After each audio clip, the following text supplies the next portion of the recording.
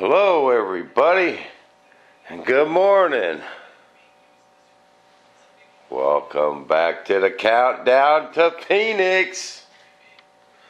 We're almost there. It's Monday morning. A couple more days, gonna be on the road. What do you guys think of the hot chick flying the T-45? Now, you guys don't beat me up on this, okay? I realize this is not scale. But she don't look bad in there. But, man, I know it's a double-seater, okay? This is supposed to be a double-seater. But this is the very rare J model. It's a single-seat version, the only one made. It also has a Gatling cannon that pops out of the nose. Now, very few people really knew about this airplane. It was a very top secret J version. It was designed to surprise people. They think it was a trainer, and then all of a sudden this big 20mm Gatling cannon popped out of the nose and blew them MiGs out the sky.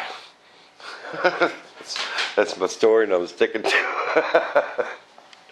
No, man, that big old fuel tank's in the way for the tub that came with the jet. The jet came with this tank. That's the only place it's going. You know, it's back as far as it can go. And it ain't going to fit up here. You know, can't put it back there. There's fire back there. So that's where the tank goes. It won't turn and go in there. That's a big tank. So I can't use the tub that came with the jet. But one of our fans out there sent me this cockpit. And, shoot, don't look too bad. I know it's not far enough forward, but that is in the way. And, so I don't even know if I'm going to fly it. It's CG'd right now, perfect.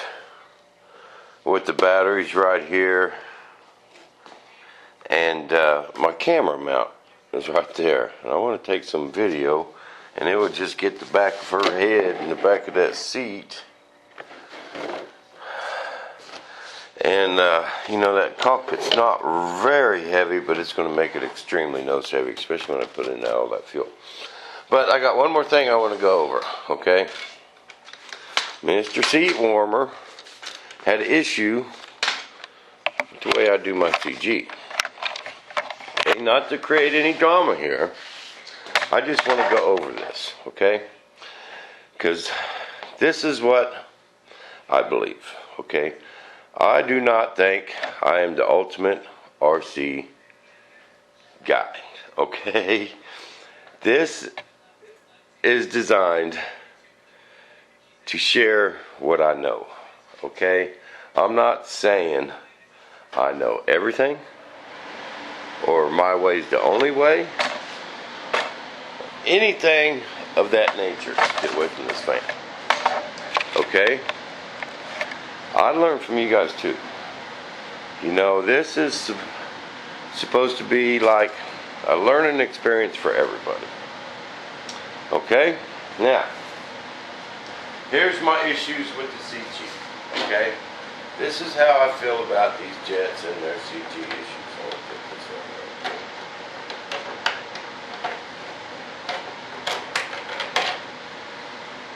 there. Okay, especially on bigger, heavier jets. This jet only weighs 20 pounds, okay? Now, we checked that stuff yesterday with the gear down. I checked my F-16 with the gear down, and we did the T-45 with the gear down. Okay? Now, the only time, let's go back over here. The only time this CG is going to be exactly where I put it, which is the CG mark is like right in here, is when that thing is bone dry on fuel. Okay? When it's bone dry. This is just my theory, my own little theory. Okay, I'm not saying It's the only way. I'm not saying it's the right way. I'm just telling you this is just my theory. Okay? Some of you guys might be sitting back giggling, but okay, all this fuel is in front of the CG. Bam. I have never really seen a scale jet with the fuel tank.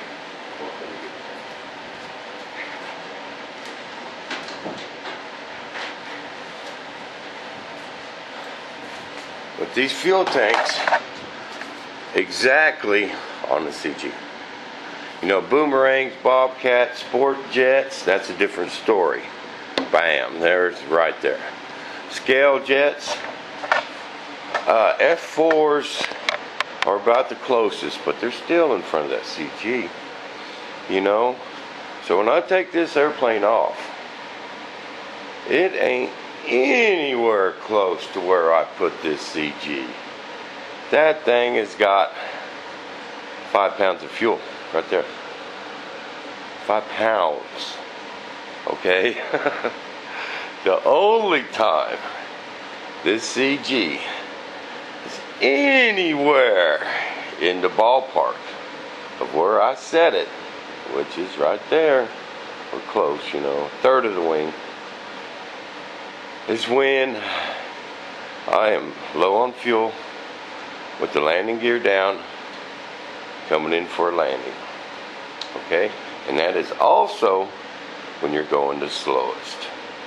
You know, and you got a severely tail heavy plane, you slow down, bam, that tail's going to drop. You know, so